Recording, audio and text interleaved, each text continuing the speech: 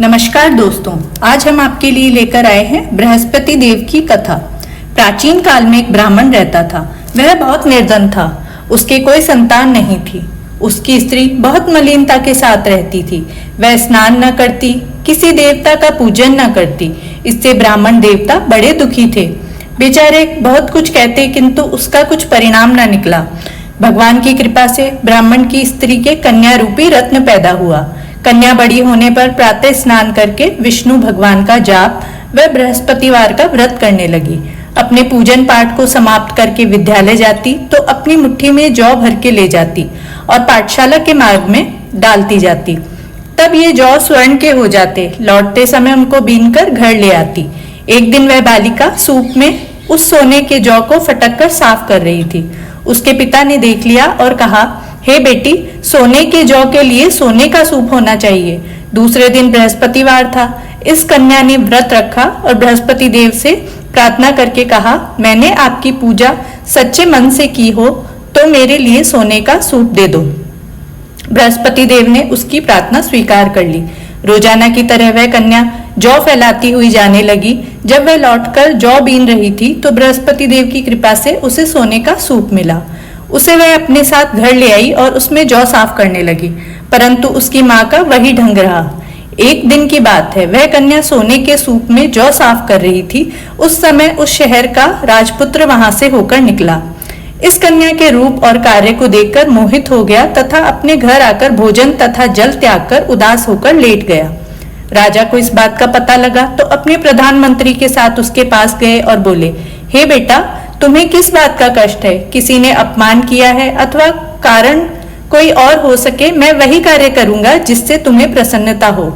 अपने पिता की राजकुमार ने बातें सुनी तो वह बोला, मुझे आपकी कृपा से किसी बात का दुख नहीं है। किसी ने मेरा अपमान नहीं किया, परंतु मैं उस लड़की से विवाह करना चाहता हूँ जो सोने के सूप में जौ साफ कर रही थी। यह सुनकर राजा आश्चर्य में पड़ गया और बोला, हे बेटा, इस तरह की कन्या का पता तो तुम ही लगाओ। मैं उसके साथ तेरा विवाह अवश्य ही करवा दूंगा। राजकुमार ने उस लड़की के घर का पता बतलाया। तब मंत्री उस लड़की के घर गए और ब्राह्मण देवता को सभी हाल बतलाया। ब्राह्मण देवता राजकुमार के साथ अपनी कन्या का विवाह करने के लिए तैयार हो गए तथा विधि विधान के साथ ब्राह्मण की कन्या का विवाह राजकुमार के साथ हो गया। कन्या के घर से जाते ही पहले की भांति उस ब्राह्मण देवता के घर में गरीबी का निवास हो गया। अब भोजन के लिए बड़ी मुश्किल से अन्न मिलता था। एक दिन दुखी होकर ब्राह्मण देवता अपनी पुत्री के पास गए। बेटी ने पिता की अवस्था देखकर कहा, माँ का हाल पूछा। तब ब्राह्मण ने सभी हाल कहा। कन्या ने बहुत सा धन देकर अपने पिता को विदा कर दिया। इस तरह ब्राह्मण का कुछ समय सुखपूर्वक व्यतीत हुआ। कुछ दिनों बाद फिर वही हाल हो गया। ब्राह्मण अपनी कन्या के यहाँ गया और सारा हाल कहा तो लड़की बोली, हे पिताजी, आप माताजी को यहाँ लिवा लाओ। मैं उसे विधि बता दूंगी जिससे गरीबी दूर हो जाए। वह ब्राह्मण देवता अपनी स्त्री के साथ लेकर वहां पहुंचे और तो वह अपनी माँ को समझाने लगी, हे माँ, तुम प्रातःकाल प्रथम स्नान आदि करके विष्णु भगवान का पूजन करो तो सब दरिद्रता दूर हो जाएगी। परंतु उसकी माँ ने उसकी एक भी बात नहीं मानी और प्रातःकाल उठकर अपनी पुत्री के बच्चों का झूठन खा लिया। इससे उसकी पुत्री को भी बहुत गुस्सा आया और एक रात को कोठरी से सभी सामान निकालकर उसने अपनी माँ को उसमें बंद कर दिया। प्रातःकाल उसे निकाला और स्नान आदि करा के पाठ करवाया तो उसकी माँ की बुद्धि ठीक हो गई।